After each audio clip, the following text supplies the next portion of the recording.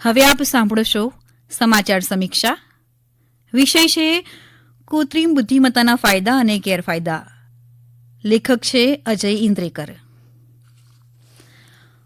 ભગવાને માનવજાતને અનેક સુંદર ભેટો આપી છે, જેમાં માનવીય જીવન, પૃથ્વી, પર્યાવરણનો સમાવેશ થાય છે. પરંતુ જે રીતે માનવીએ પોતાના મગજનો ઉપયોગ કરીને નવી ઊંચાઈઓને સ્પર્શી છે, તેને જોતા એવું લાગે છે કે ઈશ્વરે મનુષ્યને આપેલી શ્રેષ્ઠ ભેટ મગજ છે. મગજ દ્વારા તમે કંઈ પણ પ્રાપ્ત કરી શકો છો. મગજની મદદથી માણસ આજે અન્ય ગ્રહો પર પહોંચી ગયો છે.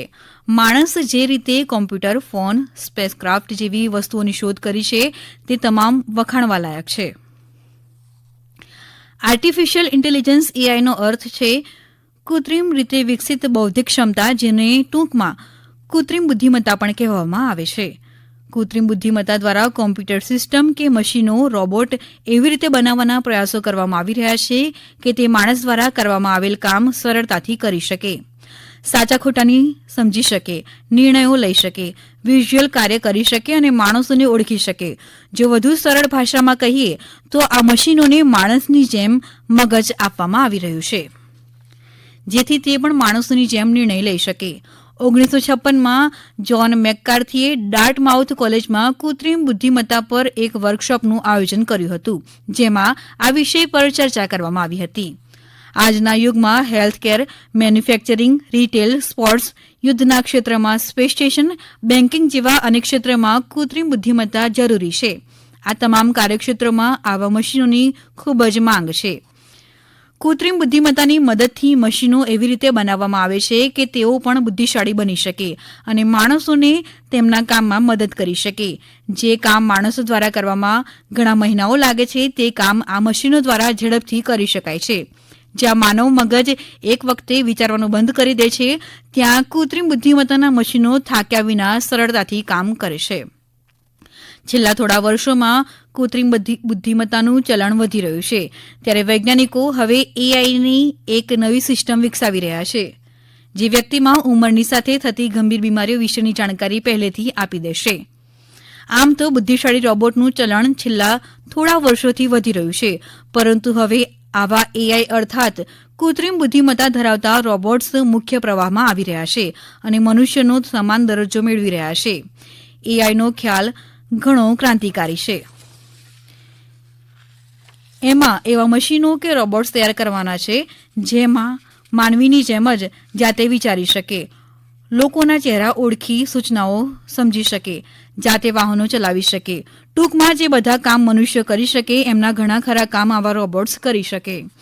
એઆઈની મદદથી આજકાલ ઘણા પ્રયોગો થઈ રહ્યા છે. નવી દવાઓ તૈયાર કરવામાં અને નવા રસાયણો શોધવામાં એઆઈનો સહારો લેવામાં આવી રહ્યો છે. જમીનમાં ઊંડે ઉતરવાના ખાણ ઉદ્યોગથી લઈને આભને આંબવાના સ્પેસ પ્રોગ્રામમાં એઆઈનો ઉપયોગ થઈ રહ્યો છે. શેરબજારથી લઈને વીમા કંપનીઓ આવા બુદ્ધિશાળી યંત્રોની મદદ લઈ રહી છે. પેચીદી ગણાતી સર્જરીઓ આવા રોબોટ્સની મદદથી થઈ રહી છે. આજે તો માણસોમાં થનારી બીમારી અંગે અગાઉની જાણકારી લેવાથી માંડીને કેટલાક માણસો ગુનેગાર કેમ બની જતા હોય છે, એવા જટિલ વિષયો ઉપર આવા એઆઈ ધરાવતા મશીનો સંશોધન કરી રહ્યા છે. એવી કાર પણ વિકસાવવામાં આવી રહી છે, જે ડ્રાઈવરની મદદ વિના એઆઈથી જાતે જ ચલાવી શકાશે. ઓટોમોબાઇલ્સ ઇન્ડસ્ટ્રીમાં પણ એઆઈનો સારો એવો ઉપયોગ થઈ રહ્યો છે. ઉદાહરણ રૂપે ટેસ્લાની ડ્રાઈવરલેસ કારનું એઆઈનું સર્વશ્રેષ્ઠ ઉદાહરણ છે. વર્ષ 2016માં બનાવવામાં આવેલા સોફિયા રોબોટ તેનું શ્રેષ્ઠ ઉદાહરણ છે, જે લોકો સાથે વાત પણ કરે છે અને ઇન્ટરવ્યૂ પણ આપે છે. રોજિંદા જીવનની વાત કરીએ તો આપણા મોબાઈલ ફોનમાં વોઇસ ટાઈપિંગનું ફીચર એઆઈને જ આભારી છે. આ સિવાય આપણા મોબાઈલ કેમેરાની અંદર ફોટો પાડ્યા પછી કેવા રંગો સાથે ફોટા વધુ સારા લાગશે, તે પણ એઆઈને આભારી છે. ગૂગલ મેપ પણ એઆઈનું જ એક ફીચર છે. એઆઈના અસંખ્ય ફાયદાઓ છે, તો કેટલાક ગેરફાયદાઓ પણ છે. જેમ જેમ એઆઈનો ઉપયોગ વધી રહ્યો છે, તેમ તેમ માણસો માટે નોકરીઓ ઘટી રહી છે. વિશ્વમાં રોબોટ્સ અને ડ્રોન જેવા યંત્રો અનેક કામો કરી રહ્યા છે, જે કરવા માટે અગાઉ માણસો કામ કરતા હતા. એક અહેવાલ મુજબ અમેરિકામાં આવતા 10 વર્ષમાં 17% નોકરીઓ આવા મશીનો ખાઈ જશે.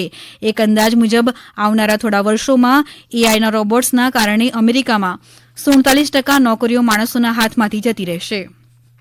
એઆઈની નકારાત્મક અસરોની સાથે સાથે સકારાત્મક અસરો પણ જોવા મળે છે. માણસો જેવા કૃત્રિમ બુદ્ધિમત્તા મશીન કે રોબોટની અંદર મૂકી શકાય છે, પરંતુ આ મશીનોની અંદર લાગણીઓ મૂકવી અશક્ય છે.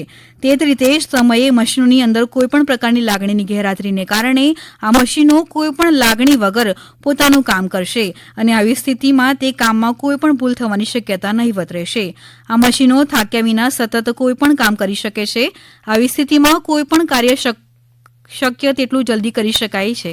એટલું જ નહીં, જ્યાં મનુષ્ય માત્ર 8 કલાક જ કામ કરી શકે છે, તે જ મશીનો સતત દિવસ રાત સુધી અવિરતપણે કામ કરી શકશે. આવા ઘણા કામો છે જે મનુષ્ય કરવા માંગે છે, પરંતુ તે કામો કરવામાં જોખમ રહેલું છે.